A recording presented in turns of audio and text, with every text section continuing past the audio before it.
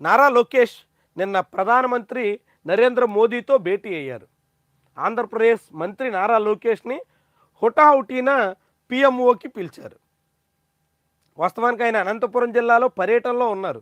గుంతకల్లలో renew దానికి శంకుస్థాపన చేసేదానికి వెళ్ళి అక్కడ ఇతర కొన్ని కార్యక్రమాలు పెట్టుకుని ఉండగా పిఎంఓ నుంచి వచ్చినటువంటి పిలుపుతో ఆయన హుటాహుటిన అనంతపురం నుంచి హైదరాబాద్ బయలుదేరి తన ఫ్యామిలీని తీసుకుని ఢిల్లీ వెళ్ళి నిన్న ప్రధానమంత్రితో 2 గంటల పాటు భేటీ అయ్యారు.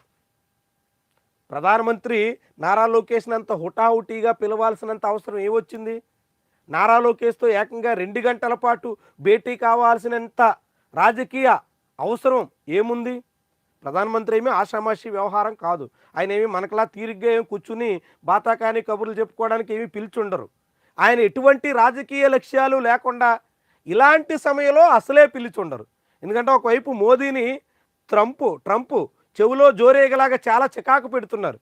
రోజు ట్రంప్ ఎక్కడికి వెళ్ళినా ఏం మాట్లాడినా ముందు ఇండియన్ గవర్నమెంటు మోదీ గవర్నమెంటు మాకు లొంగిపోయింది అనేటువంటి సంకేతాలు ఆయన ఇస్తున్నారు. దాంతో మోదీ చాలా చికాగ్గా కనిపిస్తున్నారు. అదే సమయంలో పాకిస్తాన్ ఇండియా మధ్య కాల్పుల విరమణ కారణంగా మోదీ ఇమేజ్ చాలా చాలా డ్యామేజ్ అయింది.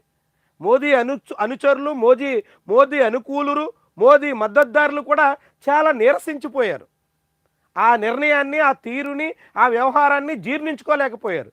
అలాంటి ఒక క్లిష్టమైనటువంటి పరిస్థితుల్లో ఉన్న మోదీ హఠాత్తుగా నారా లోకేష్ని పిలిచి డిన్నర్ మీటింగ్ పెట్టడం వెనక అదేమి ఊరికినే ఎటువంటి లక్ష్యాలు లేకుండా చాలా చాలా సాధారణమైనటువంటి సమావేశం, ఏదో చాలా కాలం నుంచి మాట్లాడాలని కోరుకుంటున్నారు కాబట్టి ఇప్పుడు పిలిచి మాట్లాడారు, లేకుంటే నారా దేవాన్స్ని ముద్దు చేసుకోవడానికి ఆయనతో ఆడుకోవడానికి పిలిచారు అని అనుకోవడం రాజకీయంగా చాలా చాలా అపోహ అవుతుంది, రాజకీయంగా అవివేకం అవుతుంది. మోదీ ప్రత్యేకంగా నారా లోకేష్ను పిలిచారంటేనే దాని వెనక చాలా చాలా కారణాలు ఉంటాయి. పైగా రాజకీయ చర్చ కూడా సాగిందంటూ కథనాలు వచ్చాయి. ఇప్పుడు ఆంధ్రప్రదేశ్లో ఏం జరుగుతోంది? తెలుగుదేశం పార్టీ మహానాడుకి రంగం సిద్ధమైంది. ఈ మహానాడులో నారా లోకేష్ని ఆ పార్టీకి వర్కింగ్ ప్రెసిడెంట్ చేస్తారా, ఇంకేమైనా పోస్ట్ ఇస్తారా, లేకుంటే నేరుగా ప్రెసిడెంట్ చేసి పార్టీని లోకేష్ చేతుల్లో పెడతారా అనేటువంటి చర్చ సాగుతోంది. అంటే తెలుగుదేశం పార్టీకి త్వరలోనే సారథ్య బాధ్యతల్లోకి నారా లోకేష్ రాబోతున్నారు. ఆ నేపథ్యంలో మోదీ నారా లోకేష్ని పిలిచి రాజకీయ పరమైనటువంటి చర్చ జరిపారా? తన మిత్రపక్ష పార్టీకి కొత్త నాయకుడు రాబోతున్నారు కాబట్టి అలాంటి తరుణంలో కడప మహానాడికి ముందుగానే మోదీ లోకేష్ని పిలిచి మాట్లాడారని అనుకోవాలా? లేకుంటే ఆంధ్రప్రదేశ్లో ముందుగా మనం మాట్లాడుకున్నటువంటి కీలకమైన లిక్కర్ స్కామ్ చాలా వేగంగా దర్యాప్తు సాగుతుంది.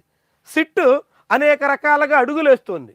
ఇప్పుడు సీఎం సెక్రటరీగా పనిచేసినటువంటి ధనుంజయ రెడ్డి వరకు వెళ్ళారు కాబట్టి నెక్స్ట్ సీఎంగా పనిచేసినటువంటి జగన్ వరకే వెళతారు అనేటువంటి అంచనా చాలా మందిలో ఉంది. పొలిటికల్ సర్కిల్లో ఖచ్చితంగా ఈ కేసులో జగన్మోహన్ రెడ్డి దోషిగా ఉంటారు. అయితే ఆయన విచారణకు పిలిచి అరెస్ట్ చేస్తారా, లేకుంటే విచారణతో సరిపెడతారా, ఏం చేస్తారనేదే తేలాలి అనేటువంటి అభిప్రాయానికి వస్తున్నారు. ఈ విషయాన్ని నిన్న వైఎస్ఆర్సీపీ నాయకుడు అంబటి రాంబాబుని మీడియా ప్రశ్నించినప్పుడు జగన్మోహన్ రెడ్డిని అరెస్ట్ చేస్తారు కదా అంటే చేసుకుంటే చేసుకొని మాకేం కొత్త కాదు కదా అన్నట్టుగా మాట్లాడారు. అంటే అరెస్ట్ చేసే అవకాశం ఉంది అనేటువంటి విషయాన్ని అంబటి రాంబాబు వైఎస్ఆర్సీపీ కూడా అంగీకరిస్తుంది. ఈ తరుణంలో నారా లోకేష్ని పిలిచి జగన్ కేసులో ముక్కుతాడి వేసేందుకు మోదీ ప్రయత్నం చేస్తున్నారా? ఆ కేసు విషయంలో ఆంధ్రప్రదేశ్లో రాష్ట్ర ప్రభుత్వం ముఖ్యంగా నారా లోకేష్ చాలా చాలా గట్టిగా ఉన్నారు. ఆయన కారణంగానే, ఆయన చెప్తున్నటువంటి రెడ్ బుక్ కారణంగానే ఇలాంటి కేసులు పెడుతున్నారు అని వైఎస్ఆర్సీపీ కూడా ఆరోపిస్తుంది.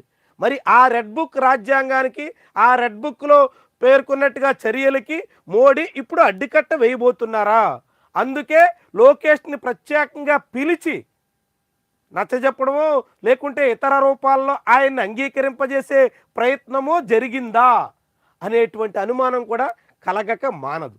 ఎందుకంటే వాళ్ళిద్దరు రాజకీయ నాయకులు, 2 పార్టీల నేతలు, మిత్రపక్షాలకు సంబంధించినటువంటి వాళ్ళు అనూహ్యంగా హఠాత్తుగా వెళ్ళి, అది కూడా అత్యంత కీలకమైనటువంటి సమయంలో 2 గంటల పాటు సమావేశం అయ్యారంటే చాలా చాలా కీలకమైనటువంటి నిర్ణయాలు తీసుకుని ఉంటారు. చాలా ముఖ్యమైనటువంటి అంశాల గురించి చర్చించి ఉంటారు. ఆ అంశాలు ఏంటన్నదే ముఖ్యమైనటువంటి వ్యవహారం. ఇప్పుడు ఆంధ్రప్రదేశ్లో సాగుతున్నటువంటి ఈ 2 విషయాల్లో, ఒకటి నారా లోకేష్ టీడీపీ సారథ్య బాధ్యతల్లోకి రాబోతున్నటువంటి తరుణం, 2 ఆంధ్రప్రదేశ్లో లిక్కర్ కేస్ జగన్ మెడకు చుట్టుకునేటువంటి తరుణం. ఈ 2 సందర్భాల్లో ఏ విషయం మీద వీళ్ళిద్దరూ ప్రత్యేకంగా చర్చించి ఉంటారు, ఎలాంటి నిర్ణయాలు తీసుకుని ఉంటారు. ఇదే ముఖ్యమైనటువంటి అంశం. ఆంధ్రప్రదేశ్ రాష్ట్ర రాజకీయాల్ని ప్రభావితం చేసేటువంటి అంశం.